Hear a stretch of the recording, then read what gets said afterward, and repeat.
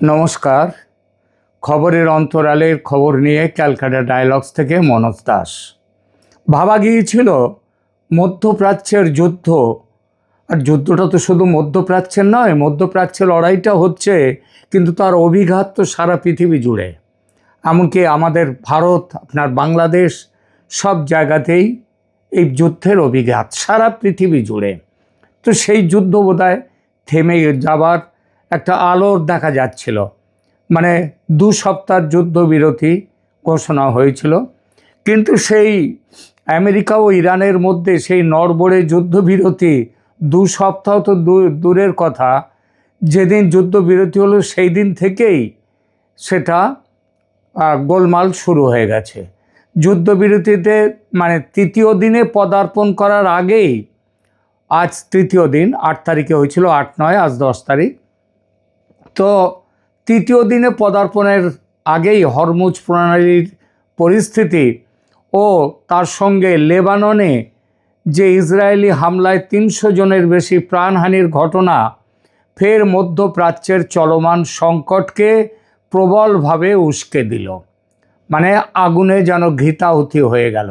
সর্বশেষ তথ্য অনুযায়ী প্রেসিডেন্ট ডোনাল্ড ট্রাম্প ইরানকে অভিযুক্ত করে বলেছেন যে তারা হরমুজ প্রণালী দিয়ে তেল চলাচলে বাধা সৃষ্টি করছে, যা যুদ্ধবিরতির সমঝোতার একটি লঙ্ঘন।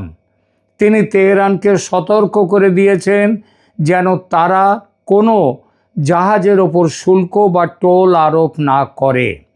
ট্রাম্প বলেছেন, ইরানের সহযোগিতা থাকুক বা না থাকুক, হরমুজ প্রণালী দিয়ে তেলবাহী জাহাজের আনাগোনা চলবেই। এর মানেটা একটাই দাঁড়ায়, এই কথার মানে যে ট্রাম্প হরমুজ প্রণালীতে ইরান তার কর্তৃত্ব নিয়ে থাকবে, সেটা আর থাকতে দেবেন না। এটা সেই যুদ্ধবিরতির আগের জায়গায় ফিরে যাওয়া। তেহরানের পক্ষ থেকে প্রতিক্রিয়া যদিও বেশ কিছুটা সংযত। ইরানের সর্বোচ্চ নেতা, ধর্মীয় নেতা মোস্তাফা খামেনি, তিনি বলেছেন ইরান যুদ্ধ বাড়াতে চায় না, তবে তিনি স্পষ্ট করে দিয়েছেন যে ইরান তার সার্বভৌম অধিকার ছাড়বে না। এই সার্বভৌম অধিকারের মধ্যে হরমুজ প্রণালীর ওপর তাদের নিয়ন্ত্রণও অন্তর্ভুক্ত। কিন্তু প্রশ্ন ওঠে, হরমুজ প্রণালী কি একাই ইরানের জলসীমার অন্তর্ভুক্ত, নাকি অন্য কোনো দেশের অংশ আছে এর মধ্যে, নাকি কোনো দেশের অংশই নেই এর মধ্যে? এটা আন্তর্জাতিক জলসীমা, আন্তর্জাতিক মানে সমুদ্র সীমা, সুতরাং কারোরই কোনো অধিকার নেই। এই বিষয়টা নিয়ে দেখলাম আমাদের অনেকেরই ধারণা স্পষ্ট নয়। ইরানের হরমুজ বন্ধ করা নিয়ে এত হইচই চারদিকে যে অনেকেই মনে করেন যে হরমুজ প্রণালী বোধহয় এর মালিক বুঝি একা ইরান। ইরানের মধ্যে হরমুজ প্রণালী বোধহয় আসলে একটা জায়গা, সমুদ্র একটা, ইরানের মধ্যে সেটা আসলে কিন্তু তা নয়। সুতরাং প্রথমে এই প্রশ্নটিকে দেখা যাক যে হরমুজ তুমি কার? হরমুজ প্রণালী পুরোপুরি ইরানের জলসীমায় নয়, এটা তো বললাম। এটা তাহলে কি? এটা এই যে জলসীমাটা, এর দুপাশে একদিকে আছে ইরান আর একদিকে আছে ওমান। এই দুই দেশের ভৌগোলিক অবস্থানের মাঝখানটায় দাঁড়িয়ে আছে এই হরমুজ প্রণালী, এই সমুদ্র, তার একটা প্রণালী, সমুদ্রই ওটা। তো এবং আন্তর্জাতিক এটা, তাহলে এটার মালিকটা কে হবে? এই ধরনের ক্ষেত্রে একটা আন্তর্জাতিক আইন থাকে, সেই আইন অনুযায়ী পরিচালিত হয় বিষয়টা। আর একটু পরিষ্কার করি, ভৌগোলিক অবস্থানে আগেই বললাম যে প্রণালীর উত্তর দিকে ইরান এবং দক্ষিণ দিকে আছে ওমান। ওমানের মুসান দাম বলে একটা দ্বীপ আছে, সেটা এরই মধ্যেও রয়েছে, এর মধ্যেই এই হরমুজ প্রণালীর মধ্যে ওমানের অংশে। জলসীমার ভাগ এরকম কি, এই প্রণালীটি যেখানে সবচেয়ে সরু, সেখানে এর চওড়া প্রস্থ মাত্র 33 থেকে 34 কিলোমিটারের মতো। আন্তর্জাতিক নিয়ম অনুযায়ী একটি দেশের জলসীমা তার উপকূল থেকে 12 নটিক্যাল মাইল পর্যন্ত, এই 12 নটিক্যাল মাইল মানে হচ্ছে 22 কিলোমিটার, এই পর্যন্ত তার থাকবে তার জলসীমা, তার ওপারে তার কোনো অধিকার নেই, সেটা আন্তর্জাতিক। এইটা হচ্ছে নিয়ম। যেহেতু এই সরু অংশ মাত্র 33 কিলোমিটার চওড়া, তাহলে 22 কিলোমিটার যদি দেওয়া হয় ইরানকে আর 22 কিলোমিটার ওমানকে, তাহলে তো দরকার হয় 44 কিলোমিটার। কিন্তু যে অংশটা সবথেকে সরু যে অংশ, সেটাও বেশ কিছুটা, তার চওড়া হচ্ছে মাত্র 33 কিলোমিটার। সুতরাং 22 করে কেউ পায় না, তাই ইরান আর ওমান এখানে 21 কিলোমিটার করে 22 কিলোমিটারের পুরোটা পেতে পারে না। কিন্তু ইরান কোনো ছাড় দিতে রাজি নয়। প্রণালীটি খুব সরু, তাই এখানে ইরান এবং ওমান উভয় দেশেরই জলসীমা মিলেমিশে থাকে। এরা এতদিন এটা নিয়ে কেউ কোনো গোলমাল হয়নি। জাহাজ চলাচলের পথটা কীরকম আছে দেখা যাক। অনেকে ভাবতে পারেন যে এটা বোধহয় ইরানের দিক দিয়ে জাহাজটা বেশি চলাচল করে, কিন্তু সেরকম কোনো বিশেষ কোনো নেই। কারণ গভীরতার কারণে আন্তর্জাতিক যেসব বড় বড় জাহাজ চলাচল করে, তাদের প্রধান লেন, শিপিং লেন যেটাকে বলে, সেটা ওমানের জলসীমার ওপর দিয়ে গিয়েছে। আর পণ্যবাহী জাহাজগুলো ওই তেল নিয়ে যেগুলো আসে, সেগুলো ইরানের জলসীমার খুব কাছ দিয়ে বা ভেতর দিয়ে যেতে হয়। এইটা হচ্ছে নিয়ম। সমুদ্র সীমায় অধিকার বিষয়ে আন্তর্জাতিক আইন কি বলে? আন্তর্জাতিক আইন অনুযায়ী হরমুজ প্রণালী এটাকে আন্তর্জাতিক প্রণালী হিসেবে গণ্য করা হয়, যার ফলে কোনো দেশই এককভাবে এটি বন্ধ করার আইনি অধিকার রাখে না। ট্রানজিট প্যাসেজ নিয়মের অধীনে বিশ্বের সব দেশের বাণিজ্যিক জাহাজ এই পথ দিয়ে নির্বিঘ্নে যাতায়াত করত, এবং যতক্ষণ যাতায়াত করতে পারে, যতক্ষণ না তারা উপকূলের যে দেশগুলো, মানে এখানে ইরান আর ওমান, তাদের নিরাপত্তার জন্য যদি হুমকি না হয়ে থাকে, তাহলে যাতায়াত করতে পারবে। ইরান বলছে এখানে অনেক দেশের জাহাজ তাদের পক্ষে হুমকি, সেই জন্য তারা আটকে দিয়েছে। অর্থাৎ এটি ইরান এবং ওমান উভয়ের জলসীমার মধ্যে, কিন্তু আন্তর্জাতিক নৌপথ, কেউ এটাকে আটকাতে পারে না। আটকাতে পারে তখন যখন পাশে যে দেশগুলো দুটো আছে তাদের নিরাপত্তা বিঘ্নিত হয়। স্বাভাবিক সময়ে বিশ্বের মোট তেল গ্যাসের প্রায় 20% এই সংকীর্ণ জলপথ দিয়ে চলে, যা হরমুজ প্রণালীকে কেবল একটি নৌপথ নয়, বরং বিশ্ব অর্থনীতির জীবনরেখা হিসেবে প্রতিষ্ঠিত করেছে। কিন্তু ইরানে প্রথম মার্কিন ইসরায়েলি হামলার পর থেকে তেহরান এই প্রণালীতে প্রবেশ অধিকার নিয়ন্ত্রণ করছে। কাউকে যেতে দেবে, কাউকে যেতে দেবে না। জাহাজগুলোকে অনুমোদন দিয়ে, ভারতের জাহাজও আসছে, তাদেরকে স্পেশালি অনুমোদন দিয়েছে। চীন, রাশিয়া প্রথম থেকেই যাচ্ছিল, পাকিস্তানকেও ছেড়েছে, ইরাকের জাহাজও সেখান থেকে আসতে দিচ্ছে। তো এসবগুলো আছে, কিন্তু সব দেশের জাহাজ আসছে না। যুদ্ধবিরতির শর্ত যেটা ছিল, এই যে 2 সপ্তাহ যুদ্ধবিরতি, সেখানে হরমুজ প্রণালীকে আগের মতো খুলে দেওয়ার কথা ছিল, একটা প্রধান শর্ত। ইরান শুরুতে রাজি হলেও পরের দিকে ওই 8 তারিখেই যখন লেবাননে গিয়ে ইসরায়েল বোমা ফেলল, তখন ইরান আবার ওই পথ আটকে দিল। ব্যাপারটা বুঝলেন?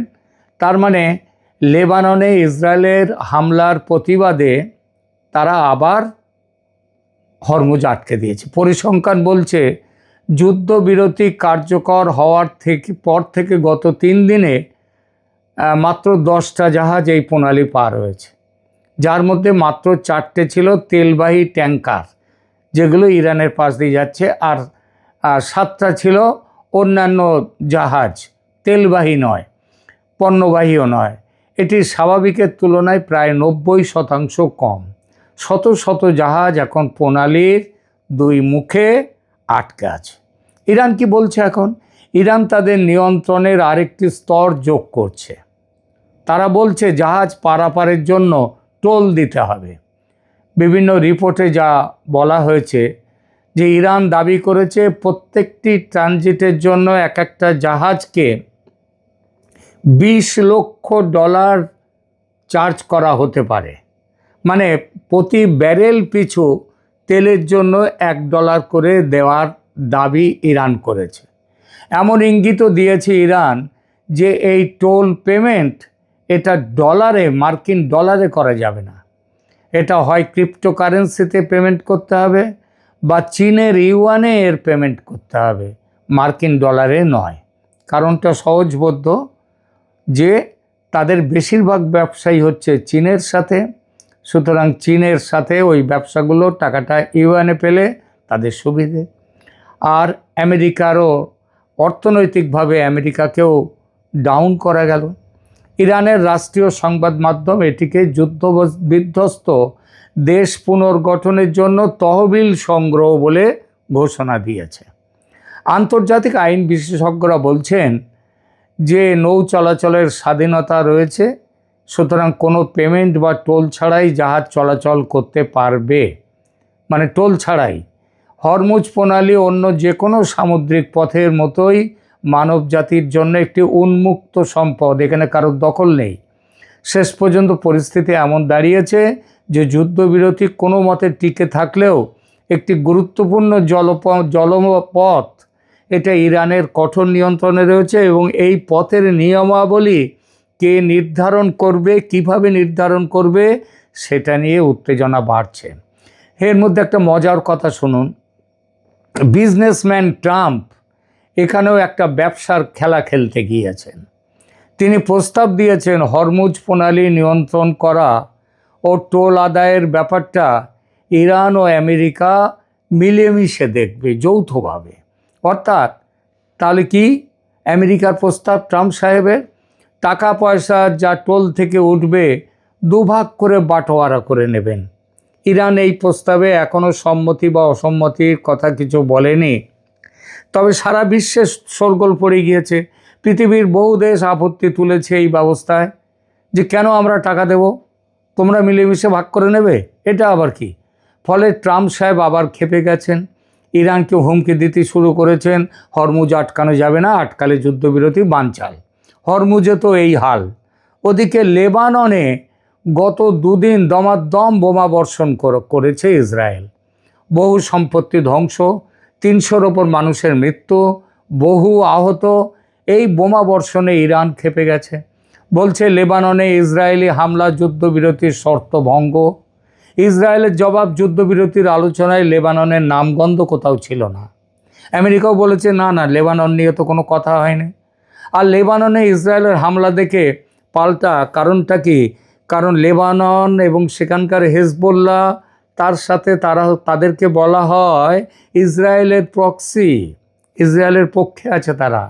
হ্যাঁ, ফলে ইসরায়েলের ওপরে হামলা না করলেও ইরান হামলা শুরু করে দিয়েছে মধ্যপ্রাচ্যের অন্যান্য দেশগুলোর দিকে। একেবারে যুদ্ধবিরতির প্রথম দিনেই 8 তারিখেই।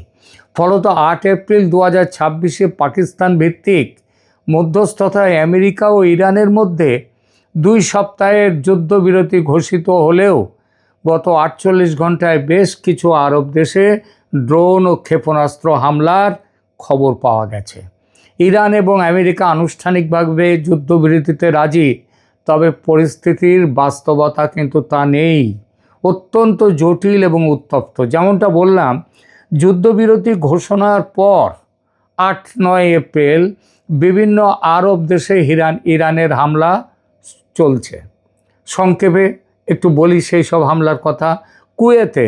কুয়েতে 8ই এপ্রিল যুদ্ধবিরতি ঘোষণার পরও কুয়েতের দক্ষিণাঞ্চলের তেল শোধনাগার এবং বিদ্যুৎ কেন্দ্র লক্ষ্য করে পাঠানো অন্তত 28টা ড্রোনকে কুয়েত তারা ভূপাতিত করতে পেরেছে বলে জানিয়েছে। কিছু ড্রোন আবার নিচে এসেও পড়েছে এবং বেশ ক্ষতিও করেছে। কাতারি প্রতিরক্ষা মন্ত্রণালয়ের মতে 8ই এপ্রিল তাদের আকাশসীমায় অন্তত 7টা মিসাইল এবং ড্রোন এসে তাদেরকে আটকানো হয়েছে। সৌদি প্রতিরক্ষা বাহিনী 8ই এপ্রিল তাদের পূর্বাঞ্চলীয় প্রদেশগুলোতে অন্তত 9টি ড্রোন ধ্বংস করেছে। বাহরিন ইরানি ড্রোন হামলার কারণে 8 এবং 9 তারিখে একটি আবাসিক এলাকায় অগ্নিকাণ্ড এবং ক্ষয়ক্ষতির খবর পাওয়া গেছে প্রচুর। বাহরিন ডিফেন্স ফোর্স প্রায় 16টা ড্রোনকে নামিয়েছে মানে এগুলো তো ড্রোন তো আত্মঘাতী ড্রোন বেশি হয়, সুতরাং নামানো থাকে না, তারা বোমা ফেলে তারা সেখানেই পড়ে যায়। জর্ডানের মুয়াফাক আল সালতি বিমান ঘাঁটিতে একটি ইরানি ক্ষেপণাস্ত্র আঘাত এনেছে বলে খবর পাওয়া গেছে। ইরাক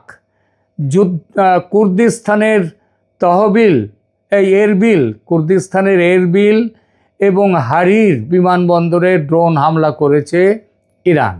তবে ইরাকি সশস্ত্র গোষ্ঠীগুলো পরে 2 সপ্তাহের যুদ্ধবিরতি পালনের ঘোষণা দিয়েছে। মানে ইরাকের ভেতরে ইরানের পক্ষে যারা আছে তারা বলেছে না 2 সপ্তাহ আর হবে না কিছু। লেবানন ইস্যুতে ইসরায়েল এবং আমেরিকা দাবি করেছে যে এই যুদ্ধবিরতি লেবাননের ক্ষেত্রে প্রযোজ্য নয়, ইরান বলছে প্রযোজ্য।